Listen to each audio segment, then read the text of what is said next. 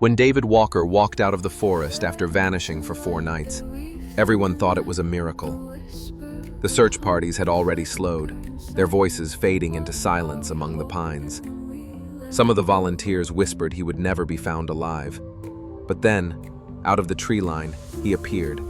Sunken eyes, dirt covering his skin, and a quiet smile that didn't belong to the man who had gone missing. I am Ranger David Walker from Green Hollow National Park in Oregon. And while people call my return a survival story, I've never believed that word truly fits. Survival suggests strength, perseverance, a triumph over nature. What I lived through was none of those things. I did not overcome the forest overcame me. The day I reappeared, I remember the shouts first.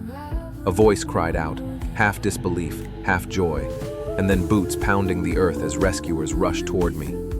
They threw their arms around me, voices breaking with relief, saying my name like they were calling me back to life. To anyone standing there, it looked like the ending of a nightmare. The prodigal hiker rescued at last. But if you had looked closer, really looked, you would have seen it.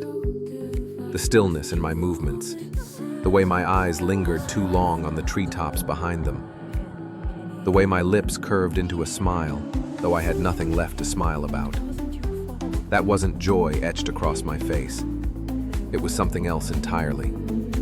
In those first moments, no one asked the question that should have been asked. Where exactly had I been? They didn't ask because they wanted to believe the simple story. A man gets lost, a man is found, case closed. But that's not what happened in those 4 nights. Because the truth is, I was never simply lost. Something else had found me. Something that walked where no map dared to mark. I told them I didn't remember much, that my mind was foggy, my memory fractured. That was easier than telling the truth. How could I explain the silence that swallowed the forest when it shouldn't have? How could I describe the feeling of being watched when no one was there? And how could I tell them about the moments I know I wasn't alone, though no footprints followed mine? When the rangers led me back to camp, I felt the weight of dozens. So listen closely, because what happened to me will stay with you. And if you've ever stepped off the trail, if you've ever felt that shiver at the back of your neck when the woods fall silent, you may already know what I'm about to say. This is not just my story, it's a warning. And before we go any further, remember this. If you want to hear the full account, every disturbing moment that followed, subscribe to MindFuel now. What comes next will make you question every shadow you've ever seen move in the trees. I wasn't new to the forest. My name is David Walker, ranger by title, hiker by passion, and someone who has spent years tracing the ridgelines and valleys of Green Hollow National Park. I'd logged more hours alone in those woods than most people would dare. The trails were like veins in my own body. I knew their curves, their crossings, their stubborn climbs. Out there, I always felt a strange comfort, as though I belonged. I was not someone who chased stories or fed into superstition. When locals whispered their warnings about this forest, I listened politely, but I never let it alter my course. They'd speak of strange disappearances that never made the news, names carved into rocks, gear left behind with no trace of a body, search dogs refusing to move past certain clearings. They called it folklore, but they spoke it in hushed voices, the kind that carried old fear. If you see the tree line move when there's no wind, turn back. That was the line I heard the most. At first it felt like nothing more than a rural proverb, the kind of warning meant to spook tourists and keep children from wandering too far. To me, it was just a story. I dismissed it the same way I'd dismiss ghost tales around a campfire. After all, I believed in facts, in logic, in maps that don't lie. And if I couldn't prove it, it couldn't touch me. So when the chance came for another solo hike, I didn't hesitate. I had the route planned, a 4-day trek through some of the park's denser trails, places I'd explored before but never alone for that length of time. I packed light, confident in my experience. Enough food, water, gear, but never more than I needed. To me, preparedness wasn't about weight, It was about trust. Trust in skill. Trust in myself. That morning, the forest greeted me like an old friend. The canopy swayed gently in the autumn air, leaves crisp underfoot, streams cutting clear lines across mossy rocks. The first miles were effortless. My boots carried me forward with rhythm, each step tapping into years of routine. I wasn't rushing. I never rushed. Hiking for me was as much about listening as it was about moving. But I remember, even before the first night fell, how the silence pressed in thicker than usual. I pressed forward, each step deeper, each breath heavier with a silence I could not explain. That decision, to ignore the signs, was the last choice I made as David Walker, the man who trusted the map. The next choices would no longer feel like mine. And if you've stayed with me this far, subscribe to MindFuel. Every chapter of this story pulls you deeper, and what's coming will test what you believe about the woods. Don't look away now. The forest has a way of following those who try. Day 1 began like every other trek I had ever taken. The forest air was clean and sharp, carrying the scent of pine and damp earth. Birds chattered above me, darting from branch to branch as though escorting me forward. Small streams cut through the undergrowth, their steady trickle breaking the silence in just the right measure. By the time I reached my chosen clearing, I felt no different than I had on dozens of other trips. Tired but content, confident in the simple rhythm of walking, stopping, and setting camp. As the sun dipped low and shadows stretched long across the ground, something subtle began to unsettle me. It wasn't sudden, it crept in. One by one, the animal voices faded. No bird calls, no rustle of small creatures, not even the distant cry of an owl. It was as though the entire forest had been commanded into silence. I sat by my small fire, listening harder, waiting for some sound to return. Nothing came. Only the pop of flames and the faint rush of blood in my ears. When I pulled out my compass to double-check my bearings, the needle twitched strangely. It spun once, stuttered, then settled, but not in the direction it should have. I tapped it, thinking maybe the metal clip of my gear had interfered. Still, it wavered. Only after a long pause did it realign itself, as though reluctantly. That night, I lay in my tent and listened. At first, it was only the wind brushing against canvas. Then, somewhere far off, a thin whistling began. It didn't match the breeze. It rose and fell in uneven patterns, like someone drawing air through hollow reeds. It moved, too, sometimes left, sometimes right, sometimes impossibly close, though no steps approached. I told myself it was the wind catching in the rocks. But even then, I knew. The sound wasn't moving with the air, it was moving with me. Day 2 should have reassured me, but it didn't. To ease my unease, I began marking the trees with chalk as I walked, a simple trick I'd used countless times. A slash here, a cross there, enough to remind me of where I'd been. By evening, I felt steadier. My trail was accounted for, my bearings sound. But when I woke the next morning and retraced, the whistling came back, louder now, circling the camp as though it knew where I slept. I lay still, eyes wide open, waiting. My fire cracked and hissed, shadows leaping across the tent walls. That was when I heard it. Not a whistle, not the creak of trees, a whisper. My own name, carried softly, too close to be mistaken. David. I froze, my breath caught. It came again, threading through the canvas. David. The voice wasn't hurried, it wasn't desperate. It was patient, deliberate, as though it had all the time in the world to call me deeper into the dark.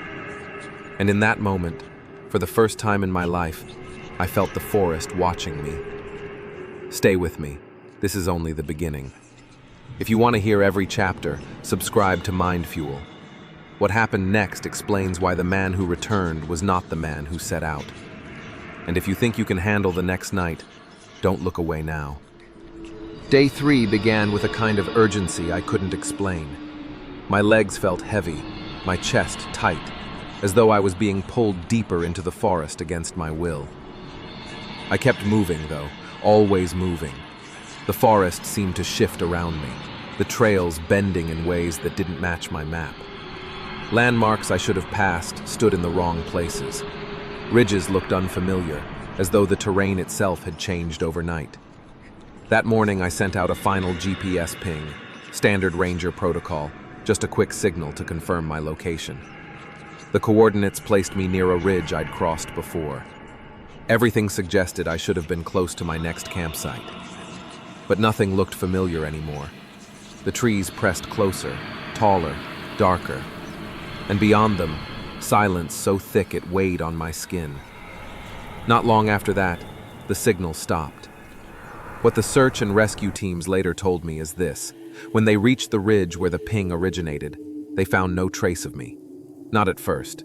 They combed the area, their voices breaking the silence, their dogs refusing to move past certain lines of trees.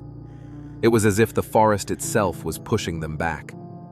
Then finally, they found something. My gear, what was left of it, shredded, scattered across the ground like it had been dragged through thorns. My pack strap torn clean in half, my food supply spilled, crushed into the dirt. My canteen dented as if something had clamped down on it, and beside it, my journal. The pages were soaked from the damp earth, the ink smudged, but most of the entries were still legible. Day 1, ordinary. Day 2, the missing chalk marks, the stone doorways. Notes written with a steady hand, though the words grew shorter, clipped, less certain. But the last entry, Day 3, ended abruptly. It's following me, but it looks like the ink trailed off in a jagged smear, as if the pen had been yanked from my grip. That was the last anyone heard from me. For weeks, the search continued. Teams spread out, helicopters scanned the canopy, locals joined in, calling my name until their voices cracked. But the forest gave nothing back. No footprints, no broken branches, no sign of struggle. It was as though I had been swallowed whole. The locals whispered If you're still with me, this is where the story shifts. Subscribe to MindFuel, because what comes next will change the way you think about the woods and about what waits for those who go missing. The story isn't over. It was only just beginning. Weeks after the search had ended, when my name was already spoken with finality, I walked back into town. No one saw me arrive from the woods. One moment the streets were quiet. The next I was there, barefoot, clothes pressed against me like I'd just left a closet, not the wilderness. The fabric wasn't torn, the colors weren't faded. They were too clean, untouched by mud, rain, or the rough weight of time spent outside. At first people cheered. Relief poured out in shouts and tears. They wanted to believe I had fought my way back, beaten the odds, endured what no one else could. But when they drew closer, when their hands touched my arms and their eyes met mine, the joy faltered. My voice was the first thing they noticed. It had dropped, slowed, as though every word carried extra weight. When I spoke, sentences stretched longer than they should, each one punctuated by silences that no one knew how to fill. The second thing was my eyes. In daylight they looked the same, but when the sun dipped and lamps flickered on, they caught the light strangely, reflecting back the glow like an animal's, shimmering, unnatural, unblinking. My friends tried to draw me out, to welcome me back into normal life, but they began to see the cracks. I didn't eat the way I used to. Plates of food sat untouched, steam curling into the air while I stared at the tree line outside. When I did eat, it was slow, mechanical, as though chewing was an act I had to remind myself how to do. Nights were worse. I didn't sleep. I sat at windows for hours, eyes fixed on the forest's edge, waiting for something no one else could see. And the mirrors, those I avoided entirely. I would cross a room rather than glance at one, avert my head if a reflection caught me. People asked why. I never answered. Perhaps because I knew what I'd see looking back wasn't me. When the questions finally came, what happened out there, David? Where did you go? How did you survive? I gave only one answer, the only one I could. I found the path they didn't want me to see. No one understood what I meant. No one pressed me further. But those words were true. I had found a path not drawn on any map. It was my sister who finally saw the truth. For weeks she had watched me drift through the house like a shadow, my sleepless nights at the window, the way I whispered under my breath, the way my body seemed present but my mind was always somewhere deeper in the trees. She said nothing at first, hoping it would pass, hoping her brother would return to her. But one night, when the moon was sharp and clear, she followed me. She stayed far enough back that I never heard her footsteps. I moved without hesitation, barefoot across gravel, through the fields, and into the tree line as though the forest had been calling me all along. She trailed me deeper, each step heavy with dread, until she reached the clearing. There, I knelt before the stone stacks, the same geometric shapes I had once discovered, now rebuilt and glimmering faintly in the moonlight. My hands rested on the rocks like they were altars, my head bowed, lips moving in patterns that weren't prayers she recognized. Then, the forest shifted. One by one, figures emerged from between the trees. Not with shouts or gasps, not with the desperate cries of survivors, but in silence. Dozens of them, men and women whose names had been whispered for years, whose faces had lingered on missing posters long since torn down. Their clothes were too clean, their skin too pale, and their eyes, every pair reflected the light the way mine did. Vacant. Wrong. My sister crouched low in the brush, trembling as she watched them gather. Every missing hiker, every vanished soul, standing together in eerie stillness. And I was among them, not her brother, not anymore, but part of the same gathering, bound by something she could not see. She said later that her heart broke in that moment, because she realized the truth. The man who had walked out of the forest was not the one she had grown up with. I was part of something else now, something that had stepped into me the night I disappeared. And she swore she heard me whisper the words aloud, though my lips barely moved. The forest doesn't take people, it trades them. If you're still listening, then you understand why this story matters. Subscribe to MindFuel, because there are more stories like mine, and each one reveals just how thin the line is between the world we know and the one waiting just beyond the trees.